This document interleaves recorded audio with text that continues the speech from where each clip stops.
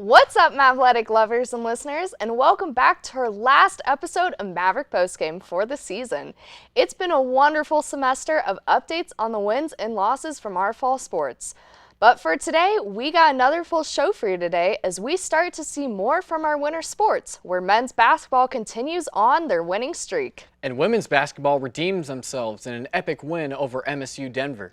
Plus, men's wrestling has a demolishing victory. And women's wrestling crowns 4 champions. All of that and so much more as we move ahead into this recap-packed episode of Maverick Postgame. So with that being said, I'm your host, Grace Metcalf. And I'm Isaac Klein. Let's dive into all the game-breaking stats, off-the-wall wins, heartbreaking losses, and in-depth analysis of our CMU athletics. Roll it!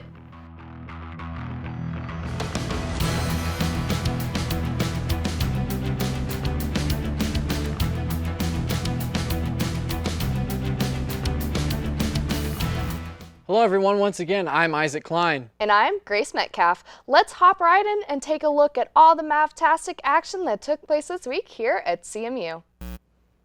The Colorado Mesa men's basketball team player Trevor Baskin shot 2 free throws with 8.9 seconds remaining in the game that sealed the Mavs' 85-82 victory over MSU Denver.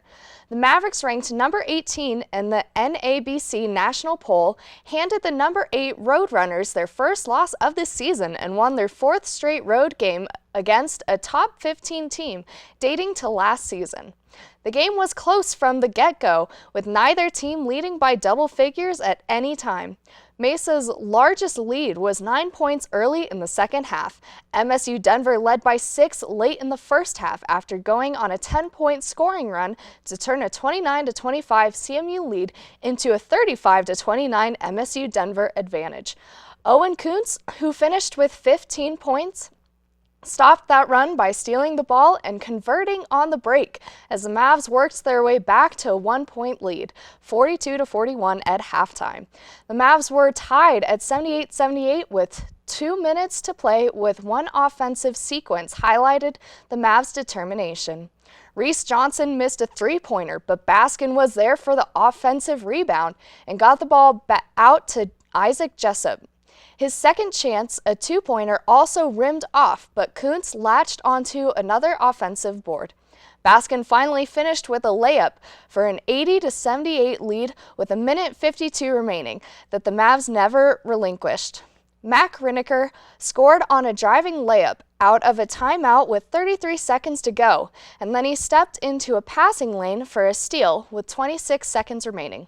He was fouled at midcourt, but missed the front end of a one-on-one, giving the Roadrunners a chance.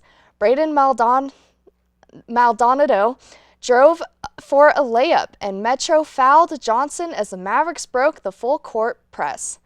He hit the back end of a 2-shot foul to go up 3, 83-80, with 17 seconds remaining, but Riniker fouled Caleb McGill, contesting a shot inside. McGill, who had 14 points for the Roadrunners, made both free throws to pull within one, 83-82, but out of timeouts, they had to foul to stop the clock. This time, it was Baskin in the backcourt who made the 2 decisive freebies. As a team, the Mavericks outscored MSU Denver 40-26 in the paint and shot slightly better from the field in the evenly matched game, 52.5% to the Roadrunners, 50.9%. Any concern over how the number 23 Colorado women's basketball team would respond from its double overtime loss the night before was dismissed quickly Saturday afternoon. The Mavericks scored the first 11 points of the game on the way to a 63-43 runaway victory against MSU Denver. Colorado Mesa led 34-17 at the half, shutting out the Roadrunners for more than 6 minutes in the first quarter and nearly 5 minutes to open the second. Building a 27-9 lead, back-to-back 3-pointers and a pair of free throws by Michaela Espinoza, who led with 14 points, cut CMU's lead to 27-17 with 2 minutes and 23 seconds remaining in the first half. Josie Stedman responded with back-to-back threes of her own for the Mavericks to push the lead back out.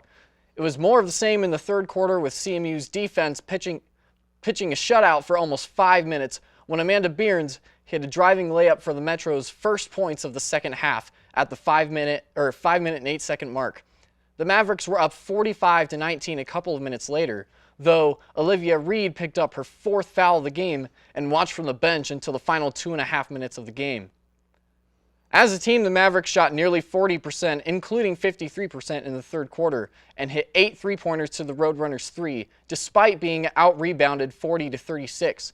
CMU took advantage of 15 MSU Denver turnovers, scoring 20 points and turned the ball over only 7 times.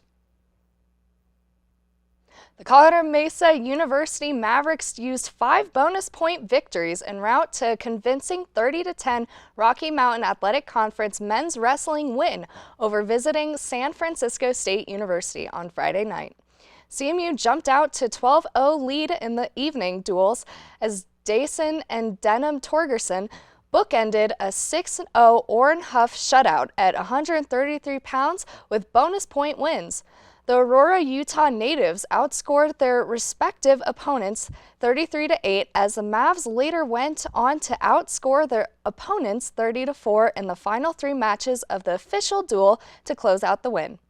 After the Gators pulled to within 18-10 with their lone bonus point win at 165 pounds.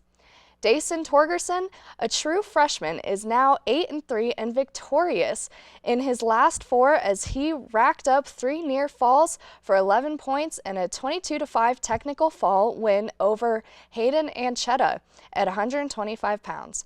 Huff then blanked Tony Margiotta 6-0 at 133 before the older Torgerson brother, a redshirt sophomore, built an 11-3 lead over Sean Yamasaki through 2 periods of the 141-pound match before the final 2 minutes were scoreless.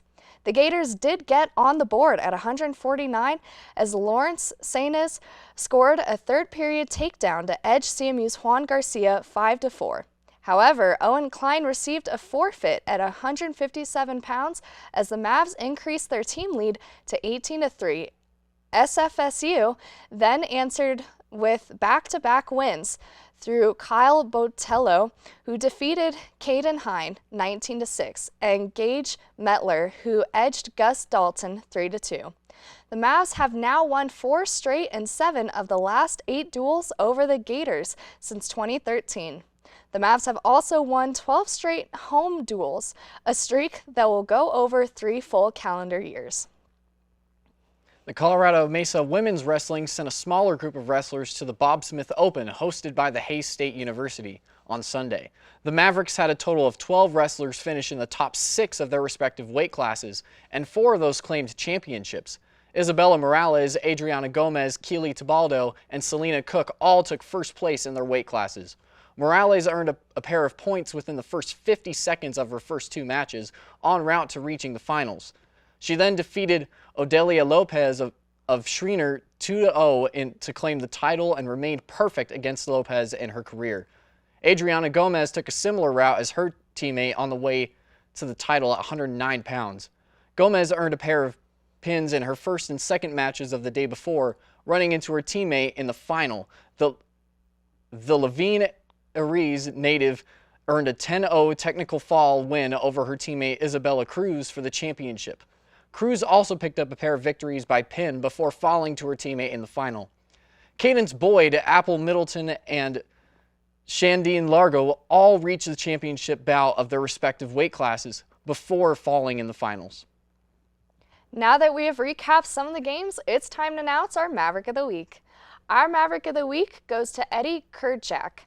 Eddie finished first in the men's high jump after clearing a career-best 2.11 meters, or 6 feet and 11 inches, to win the event while moving into a tie for second place in CMU history.